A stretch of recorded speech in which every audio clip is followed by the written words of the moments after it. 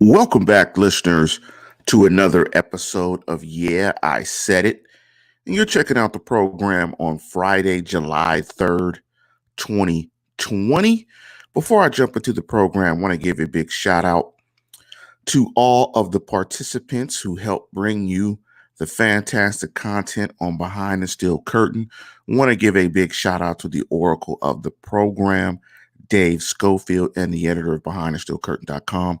Want to give a big shout to Mike Beck, interview getter extraordinaire and deputy editor of BehindTheSteelCurtain.com. Also want to give a big shout out to Brian Anthony Davis, podcast director. Give a shout out to Big Bro Sco and Tony Defio. And I want to give a big shout out to all of you who helped make this program what it is. I want to thank you guys for jumping in as well. Hopefully you guys are celebrating in the States. You're celebrating this Friday for Independence Weekend on Saturday. I want to encourage all of you guys that are going out there to celebrate this weekend on Independence Day. I want to give you guys, you just want to urge that you guys go out there and the nation, keep the nation safe. It is imperative, important that we do that, particularly if we want to have football and some of the other things that we enjoy in this country. So make sure you're out there wearing your masks, socially distancing, and keeping everybody safe. So make sure you do that. Last but not least, if you want to participate in the program, hit the like button. We need some subscriptions, man. We're bringing you guys fantastic content. We need you guys to go ahead and subscribe to the program, like the program as well. We have multiple platforms you could do it. You can do it on the podcast world. If you're on a podcast, you have a podcast reader or feeder, make sure you just do a search for Behind the Steel Curtain or BTSC or Steelers Podcast. You'll find the show there. And also, we have the YouTube channel. So if you're on YouTube and you can't catch it live on YouTube, just do what you can, man. Help us out. Support us. The topic of this program is, yeah, I said it. Big Ben needs as much preseason work as possible. We've talked about a ton of different topics, missing pieces on the roster, all types of different stuff. But I think we can all agree that Big Ben is the most important piece for the Steelers to get back to the playoffs and to compete for a world championship. Now, we all know what Ben has gone through. He's coming off of a season-ending elbow surgery or elbow injury last year. And we know that Ben, by the time the season starts, and we'll talk about that as well, that he has not played football for over a year. Now, the big news that came out earlier this week was that the preseason is being cut to 2 games. And correct me if I'm wrong, I believe it's being cut to the second and third games. There'll be no first and fourth games. And I think the importance around a second and third game is that's typically when your starting quarterback will play football.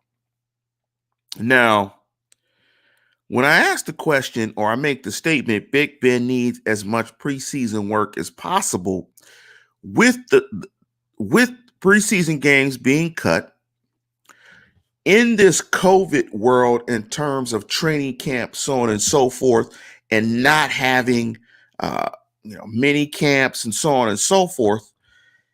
The question is, how are the Steelers going to prepare Big Ben? How are they going to prepare Big Ben?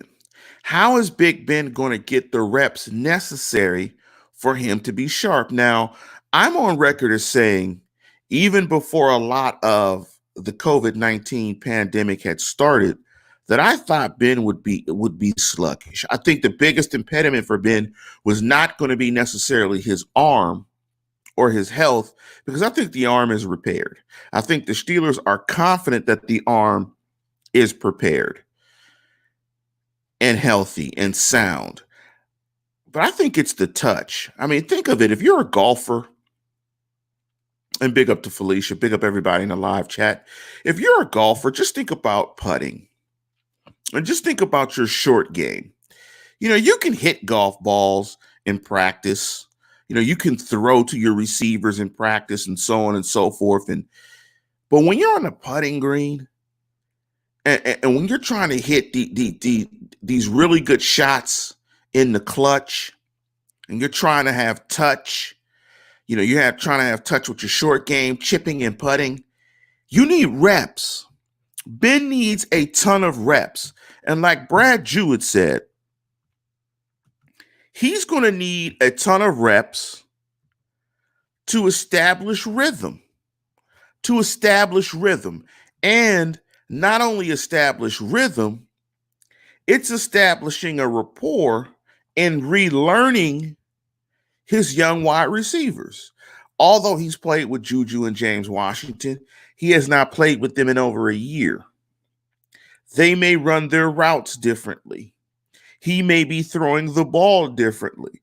Whether that means he's throwing with more zip, less accuracy, more accuracy, whatever it is, there are unknowns there. And because of that, and because of the shortened preseason, and because of the unsure nature of how you're going to conduct a training camp within a pandemic, Ben needs as much work as possible. He needs to be making a lot of those practice throws. He needs to be playing more snaps in the preseason than he normally does. It has to be Operation Get Big Ben prepared immediately. He has to be making a ton of throws. But if he's making a lot of throws, he's playing more in preseason games, and I anticipate the preseason is going to be canceled completely, because I think the last thing they want to do is have prominent players test positive for COVID-19 while playing a preseason game that means nothing. They infect a bunch of people on their team, and somehow that team has to be in quarantine and may not be able to start the season. So I anticipate that there will be no preseason games. And if that happens, that'll be even more difficult. And here's the thing. With Ben making all these throws, you're going to have to manage his arm. You're going to have to manage his arm well to see how he recovers, what the soreness is going to be like, and if he can handle a full load of throws in practice, because he's going to have to throw the ball a ton to reestablish timing and to reestablish his mental clock in terms of how he's processing things. I mean, the advantage for the Steelers is that Ben knows the offense and that the offense is totally catered to him. Let me jump into this question by Alfred Fujisaki. He said, would you say backup QBs need the preseason more than Ben? No, not in this instance, because Ben Roethlisberger is coming off of an injury and he has to reestablish rhythm. He has to go into the first season feeling real frisky, feeling like his rhythm is sound and intact, and that the cohesion that he has with his wide receivers is on point and crispy. Alfred also said, I understand he needs to work back to where he was, but I believe he would come relatively quickly. That's the perception, and it could happen. But if you haven't done anything for a year, especially at the highest level in the National Football League, I don't know if it comes back very quickly. But for it to come back very quickly, they're going to have to rep it out. They're going to have to rep it to death. For it to come back very quickly, in my opinion, it will take a bunch of throws and a bunch of snaps. And that was part one of his comment. The part two of Alfred's comment is he thinks that backups need even more work because they all have that experience under their belts now and need preseason to capitalize on their experience and improve their shortcomings. Here's the problem. With Ben coming off of injury, normally I would say that Alfred would be 100% right. That if Ben was not coming off of injury, I would say that the preponderance of throws would need to go to the backups to get them prepared. But that's not the case. Ben is going to have to, I think Ben is going to take a bunch of practice snaps away from Mason and Duck Hodges because they need to get him up and running. Now, that could change, like Alfred said, if it does come along fairly quickly and that Ben comes up to snuff very fast and that he's ready to go and they like what they're seeing. But it's going to take a lot of work. I mean, it's going to take a lot of work right now because of COVID-19 and the pandemic. I don't know how much work all these guys are getting. We're seeing some of the internet stuff where they're throwing, but that still is not, being under center, calling out the plays, playing not just against air, but playing against pushing and shoving and playing against people and fitting these tight throws in there. And Alfred also chimed in, it's muscle memory for a 15-year veteran is what I feel like it would happen. His muscles will know how to throw. I mean, he'll know how to throw the football, but it's touch. It's touch. And that's what I tried to illustrate when I talked about the short game and in golf. You know how to putt. You know how to chip, but it's regaining that touch. It's regaining that touch and trust. And that's just how you throw it. But it's also the continuity that has to be reestablished with his wide receivers. You have to relearn that. And you have to adjust to game speed. Practice in game speed, like Justin Conway is saying, it's very different. And all of this just really has to be repped to death. And Awesome Stuff 1983 is right. This has been analyzed to death. But the importance of this is, it's the most important thing. And the importance of this is how does this happen in the pandemic? Because if there was no pandemic, I'd be fine. He's going to rep it to death. They're going to throw after practice. They're going to do a lot of throwing and a lot of extra work to reestablish the rhythm and timing. It's just, how do you do this in the pandemic? Let me jump into the comment from Reed Overhand. Big up to Reed, longtime listener to the program. Love Reed's picture, him and his boo with the Pittsburgh Steelers gear on. That's a nice picture. If the preseason is canceled, they're going to have to set up scrimmages with or something with other teams. They're not going to do that. I believe the NFL has already said that that's not going to happen. You're not going to have another team travel to your facility. You're just not. You're just not. You're not going to increase the bodies on your facility. You're going to keep your team as isolated as possible. And it's going to be, and that's one of the biggest things that's going to go into the success of a team. And that's one of the things that the Steelers have an advantage with an experienced coaching staff is, how are you going to manage your team during COVID-19? Like, how are you going to keep your team responsible? How are you going to manage guys to make sure they're doing the right things? But they're not going to do that. They're not going to have those scrimmages. They're not going to say it. And Brad Jewett already chimed in and said the NFL has already said the combined practices are forbidden. No, they're not going to do it. It's going to be really tough. It's going to absolutely be really tough. Now, there was one thing, a news bit that came on that said players could be fined for virus violations for reckless behavior. And that kind of just goes to my previous comment. COVID-19 is going to put the preparation of a football team into some very uncharted waters. And this is part of it, with virus violations, is how do you keep your team on point? Let me jump into another comment from Alfred Fujisaki. And thank you, Albert, for all of these questions. He said, okay, Lance, let me ask this. If this was a normal season with four preseason games, would Ben have played more than usual the third game anyway? I think Ben would have played more in the second game. I think he would not have played in the first. He would have played in the fourth. And I think Ben would have played much more in the second game. I think Ben would have possibly played a half in both of these games, possibly early into the third quarter, just to get right and just to get that rhythm and timing in games, and possibly just to work a lot more with Deontay Johnson in game time situations. And so Alfred said, do you think he'd play another game to get game speed back? Well, no, not an additional game. I think he would take more snaps and more series in both of the two games that he would play in preseason. You wouldn't see the light workload from Big Ben in the preseason that you typically would see. That's my thought with that. Snowman chimed in when he said Possibly there'll be more scrimmages.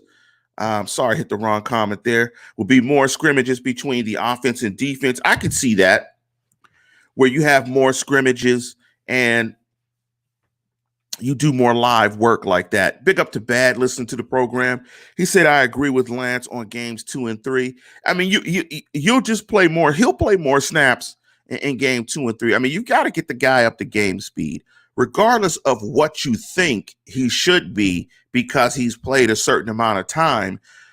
Football isn't the faith business. Like, you have to have faith in a lot of other things and aspects in your life. But football isn't the faith thing, isn't the faith business. Football is the I got to see it to believe it business. And they want to see it. And they want to see it. Let me jump into the comments from Dave Shipley. I'm laughing at this one. He says, Ben does what he wants and how he feels. I don't know if I can necessarily argue with that. You guys know how I feel when it comes to Ben and how Ben moves, but I'll just say this. If you can swing the hammer, you should swing the hammer like the mighty Thor. Let me jump back into Alfred, and Alfred's my co-host today. Don't get jealous that I'm popping up Alfred's comments. And Alfred, make sure you subscribe and like the program and tell every one of your friends, because this has turned into, yeah, I said it, hosted by Lance Williams and co-hosted by Alfred Fujisaki. Alfred said, can you fix the lack of preseason games by allowing more joint practices and scrimmage type of settings? Again, I mean, you in the future you could, but not right now during the pandemic. They're just not going to have joint practices. It's not going to happen. Let me jump into this comment by Awesome Stuff 1983. And I'm assuming that Awesome Stuff is, I guess he was born in 1983. He's a young buck. Pick up the Awesome Stuff. He said, it's up to our defense to get Ben ready. And he's right. And I think even in a great situation, it's going to take Ben some time to get acclimated. But I think he's right. I think Awesome Stuff is right. They're going to have to lean to the running game and defense early to let Ben be comfortable and not having to be Ben early in the season. My ideal scenario would be Ben is not thrown into I have to wear the cape scenario early in the season, where he can acclimate, be comfortable, and not have to shoulder the load and put everything on his back. Let me jump into a super chat comment or question from Felicia Ballard. Thank you for the $10 contribution. What's up, Felicia? She said, I'm sorry, but I don't want to get hyped up with Ben coming back and seeing a rhythm with the offense and someone does a hit and we're back to 2019. My fear is the protection more than anything else. And that's a great point, Felicia. It's a great point, is that how do you balance it as a staff? You know that Ben Roethlisberger is coming off of injury. You know that in the pandemic, trying to get the reps might be tough. You know those things, right?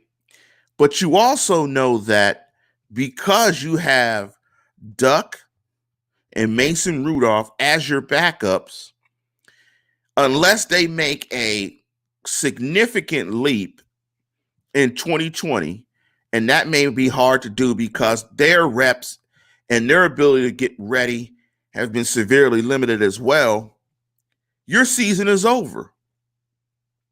So you could see a scenario where Ben plays no preseason games, but Ben gets a preponderance of the reps in practice. And in fact, I'm glad Felicia asked this question, because the way I'm thinking about it is I'd rather go that route.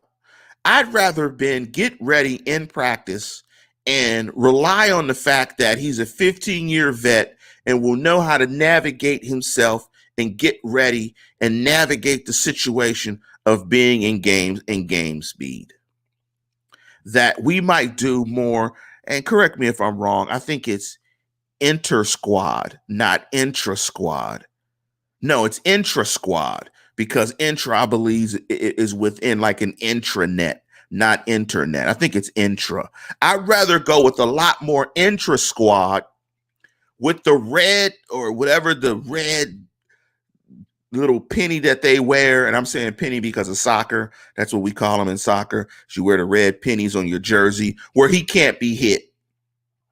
You minimize the reps of the backups in practice. Ben gets a majority of the practice reps, and Duck and Mason have to play all of the preseason to try to get them ready to go as quick as possible, with the fact that Ben could get hurt at any time. I kind of like that philosophy better. I like that better. And thank you, Felicia, for that, for getting me right and changing my thought process. Because I like that better, because I think I'll take a rusty but healthy Big Ben than a hurt Big Ben and Mason Rudolph and those guys and Duck Dynasty and those guys get to play. Maybe I would rather take Ben getting ready kind of in games and getting up to speed and struggling some, but then starting to look better later in the season but still be healthy, than Mason or Duck play at any time of the season. Let me jump into another comment from Brian Anthony Davis. But we've seen this movie before. In 2020, the first quarter is crucial. I'm rolling the dice. I'm going to just say, Ben's health is even more important than Ben being ready. And I'd rather him be healthy than hurt, obviously. And I'd rather it take time for him to get in sync with his wide receivers and the offense while he's healthy. Let me jump into a comment from Ryan O'Toole. Ben has been slow to sync with his receivers the past couple of seasons, but maybe his elbow was partially to blame. I don't know if you could. I see what Ryan O'Toole is saying. If his point means because you can't practice because of the bad elbow, it's hard to get in sync. If that's the case, and I would agree 100% that his lack of practice and his lack of ability to get reps would absolutely impair his ability to get in sync with his wide receivers. And I'm laughing with Deal With It to Felicia's comments. Deal With It said, "Don't live in your fears, Felicia." And then Felicia chimed back and said, "Deal, 2020 brought the fear." Hey, Felicia, I mean, I think these are, in the famous words of Roberta Flack, these are trying times. And I don't blame anyone if they've been partially fearful, but there's no need to be fearful. Be faithful. That's what you should be. Let me jump back into another question from my co-host, Alfred Fujisaki. And Alfred chimed in and said, "Honestly, I feel like the lack of preseason and offseason work in general might cause a rash of injuries all year long. Wouldn't be surprised to see a spike in injuries." It's going to be interesting.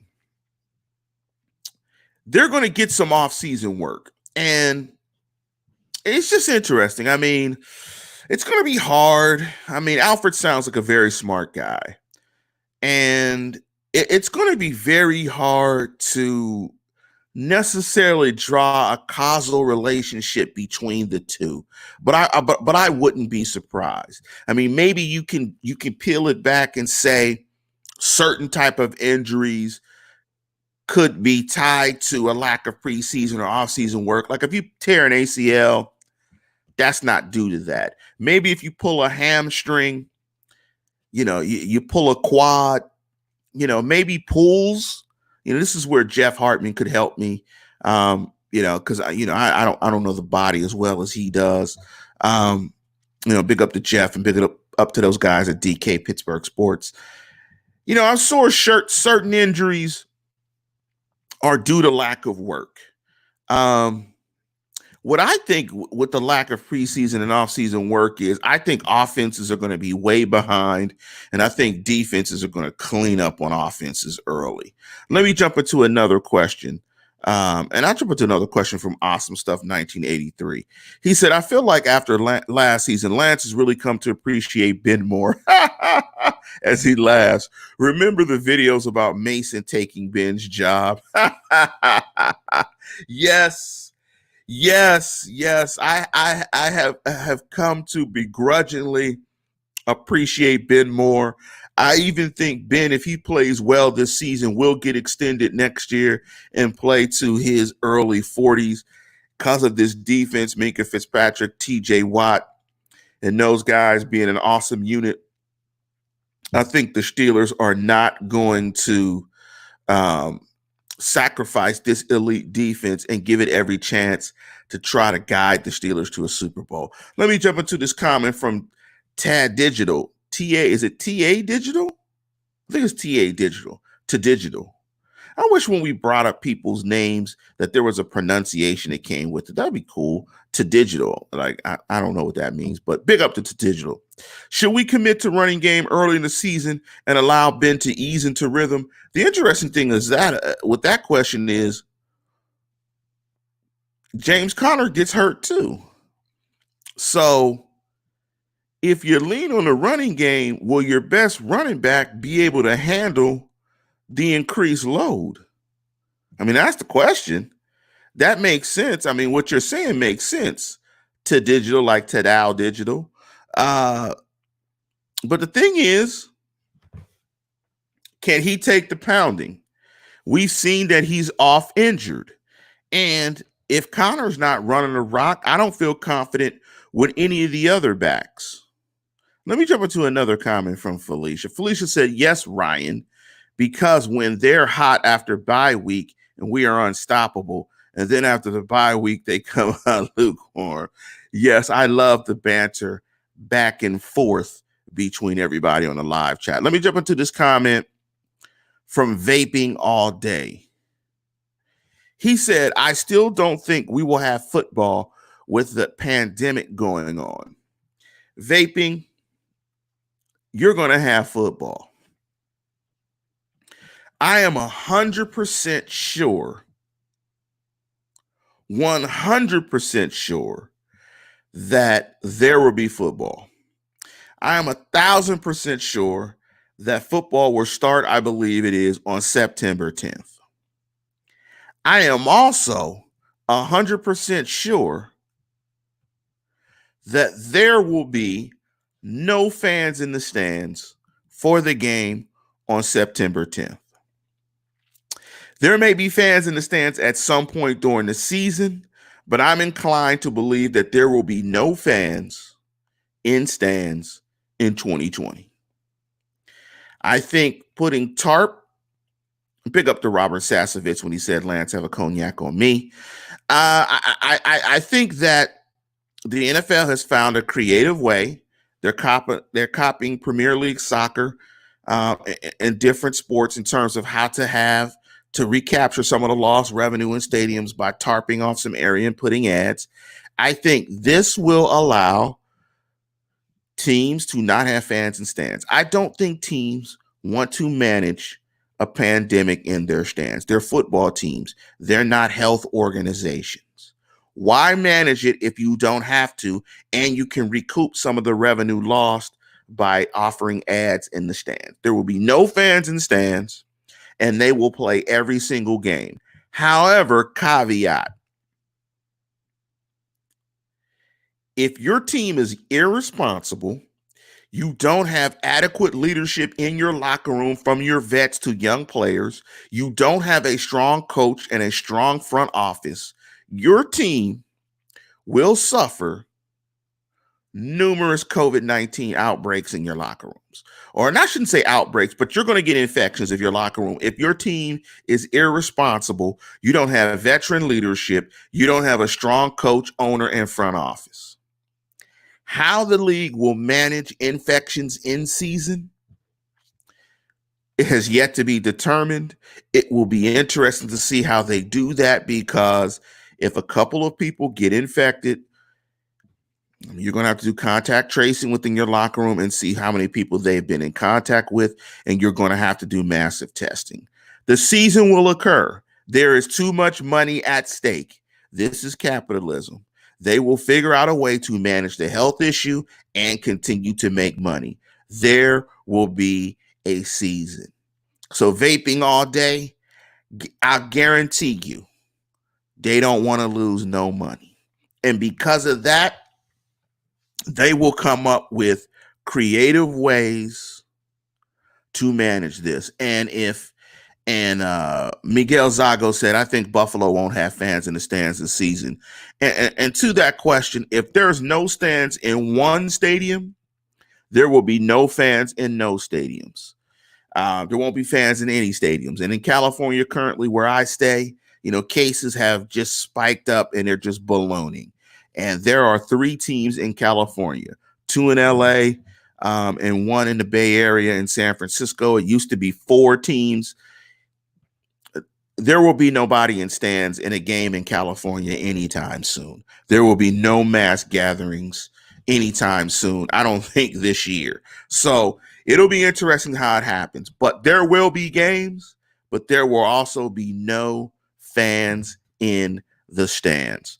Let me jump into and so Robert Sassovis also asked, what will teams do to keep these party animals from going out and getting the virus? Fining them. That's what they'll be doing, is they will be fining them to death, and they're going to look to make an example of someone by fining them. Andrew Wilbur asked, the NFL will play while all our leagues are scared to death, and the other leagues will be sorry they weren't more bold. Yeah, I said it. It's not about being scared or bold. I mean, we're talking about individuals' lives and we're talking about individuals' families. I think the way we look at the game as fans is we just look at the fan part and the consumption of the game part. They work with these individuals and they have a relationship with these individuals. They know these players personally, and they don't want to put these players in harm's way. They don't want to impact these players and their families. Also, they don't want to impact coaches. You have a lot of old coaches on a lot of different staffs who are at risk. So the pandemic is most important, not our entertainment. So, and it's not about being bold or being scared. It's about being wise and managing this responsibly. It's not about being scared. And just ask all of those people in Texas and in Florida who weren't scared. Just talk to them now. Let me jump into my co-host question as well. Alfred Fujisaki, my other co-host, said, what I don't understand is why the NFL doesn't take a page out of what European soccer leagues are doing. Empty stands, artificial noise, lower the risk of everyone. I think they are going to do that, Alfred. I think they're going to jump on that on board. And big up to you. I'm a Man City fan. Alfred, what's your club? They're going to empty the stands. They're going to tarp everything off and put a bunch of ads all over the place and pipe in noise. It's great. I don't miss fans not being in the stands when I'm watching Premier League soccer. I don't miss it. What you guys have to realize is National League football games are production shows. They're TV shows. Most of you guys don't go to games anyway. So I don't know what you guys are losing. You don't go to games anyway. Reed Overhand said, what about a 2 to 4 week IR for this year for everybody who gets infected? Seems like teams could encounter situations where they don't have enough players to play. The NFL won't want the revenue loss. That makes perfect sense. I mean, you may have to have a COVID IR. If you have enough players that you have enough players that get infected, then you have to be able to pull guys off the waiver wire to be able to fill for those players. I mean, that's an excellent idea. They're going to have to be very creative. They're going to have to be very creative in terms of how they manage this. Let me jump into another question from Albert Wilbur. He said, I can understand the worry, the risk, but the NFL will generate so much more revenue when the other leagues hold back. I mean, again, it goes into this money versus health. And look, I'm a thousandaire. I'm not a millionaire or a billionaire. Billionaires losing money is not a problem for me. It's not a problem for me. I am okay with it. Let me jump to another question from my co-host of the program, Albert Fujisaki. Now, Albert, I've answered more questions of you than anybody on the show. And that's because I know, Alfred, you are going to be a super spreader of this show. From me answering all of your questions, you're going to subscribe to the podcast, to the YouTube channel. You're going to tell 150,000 people. And tomorrow when we look up, we're going to have 7,500 subscribers on YouTube and Our podcast platform is going to absolutely explode because Alfred is going to be the one to make it happen. Let me jump into this question. I think they showed, I'm assuming, or the NFL, great flexibility with what they did with the draft. I think they can make games more personal and allow fans to take a peek behind the curtain into how and what goes on during the game. He's exactly right. I mean, he's exactly right. This is a production. This is a TV show. As much as it is a game, it's a TV show. I mean, you could get behind the helmet. I mean, you could do all types of creative stuff. I mean, you could show play designs, I mean, look, you can make this as entertaining as possible because we're all going to be watching. Just get creative in terms of how you present the game. I don't care if I don't see Dave Schofield's Kylo Ren helmet in the stands. I don't.